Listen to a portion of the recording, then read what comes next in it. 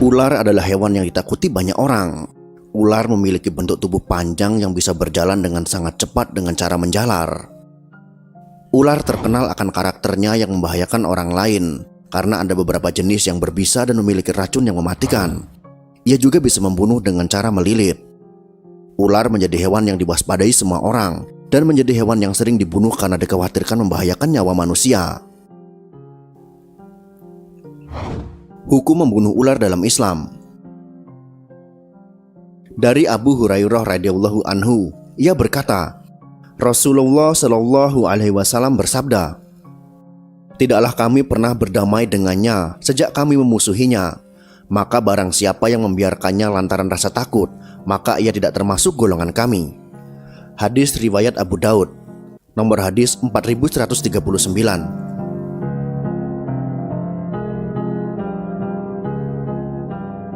Rasulullah mengizinkan untuk membunuh ular tersebut dan melarang untuk membiarkan ular tersebut hidup lantaran karena takut.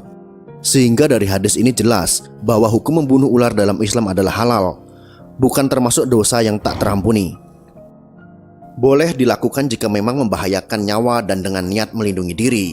Membiarkannya karena rasa takut justru tidak diperbolehkan, karena dikhawatirkan akan membahayakan nyawa orang lain.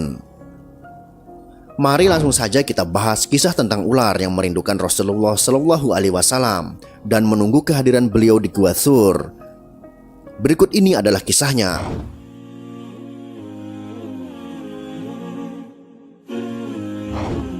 Kisah ini berawal dari keikutsertaan Abu Bakar bersama Rasulullah Shallallahu Alaihi Wasallam sebelum meninggalkan kota Mekah. Saat pemuda kafir Quraisy yang berniat memenggal kepala Rasulullah kehilangan jejak Rasul dan hanya menemukan seorang pemuda bernama Ali bin Abi Thalib di bilik Rasul. Abu Bakar mendampingi Rasul bersembunyi di gua kecil di Bukit Thur. Abu Bakar tetap setia mendampingi Nabi Muhammad Shallallahu Alaihi Wasallam menginap di dalam gua. Sebelum beliau memasuki gua, Abu Bakar dengan sigapnya membersihkan dan menutup lubang-lubang yang ada di dalam gua agar mereka terhindar dari binatang buas. Dalam tidurnya, Rasulullah Shallallahu Alaihi Wasallam melabuhkan kepalanya di pangkuan sang sahabat. Tiba-tiba, seekor ular mendesis keluar dari salah satu lubang yang belum ditutup oleh Abu Bakar. Abu Bakar menatapnya waspada, ingin sekali ia menarik kedua kakinya untuk menjauh dari hewan berbisa tersebut.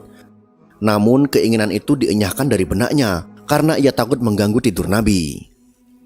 Abu Bakar menutup lubang itu dengan salah satu kakinya, lalu ular itu menggigit pergelangan kaki Abu Bakar.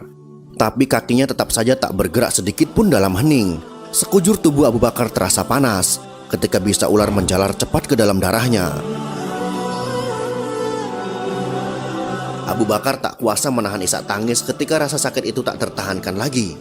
Dan tanpa sengaja air matanya menetes mengenai pipi Nabi yang tengah berbaring di pangkuannya. Rasulullah terbangun lalu berkata, "Wahai Abu Bakar, apakah engkau menangis karena menyesal mengikuti perjalanan ini?" "Tentu saja tidak, saya ridho dan ikhlas mengikutimu kemanapun," jawab Abu Bakar. "Lalu mengapakah engkau meluruhkan air mata?" Rasulullah bertanya dengan bersahaja. "Seekor ular baru saja menggigit saya, wahai Rasulullah, lalu bisanya menjalar begitu cepat ke dalam tubuhku," jawab Abu Bakar dengan suara tercekat.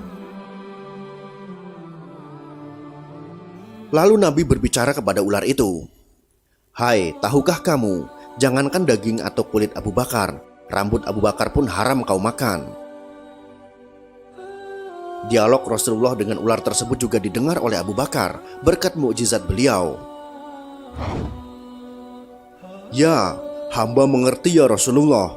Bahkan sejak ribuan tahun yang lalu ketika Allah mengatakan, barang siapa memandang kekasihku Muhammad fi ainil mahabbah atau dengan mata kecintaan, aku anggap cukup untuk menggelar dia ke surga," kata ular tersebut.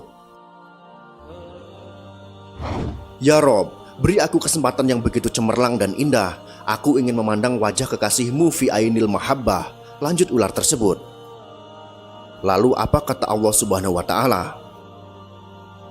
"Silahkan pergi ke Jabal Thur, tinggal di sana. Kekasihku akan datang pada waktunya," jawab Allah Subhanahu wa Ta'ala.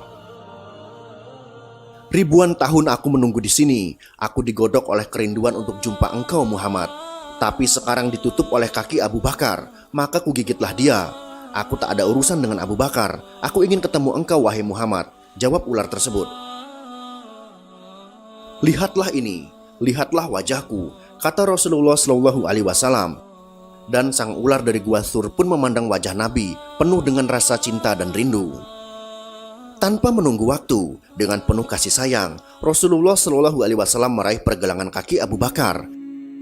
Dengan mengagungkan nama Allah Subhanahu Wa Taala, Sang Pencipta semesta, Nabi Muhammad Shallallahu Alaihi Wasallam mengusap bekas gigitan itu dengan ludahnya. Maha suci Allah, seketika rasa sakit itu pun hilang tak berbekas. Gua Thur pun kembali ditelan senyap. Kini giliran Abu Bakar yang beristirahat dan Rasulullah Shallallahu Alaihi Wasallam yang berjaga. Abu Bakar menggelengkan kuat-kuat ketika Nabi menawarkan pangkuannya untuk beristirahat. Tak akan rela dirinya membebani pangkuan penuh berkah itu. Inilah sikap yang ditunjukkan oleh Abu Bakar As-Siddiq radhiyallahu anhu sebagai seorang sahabat kepercayaan Rasulullah Shallallahu Alaihi Wasallam.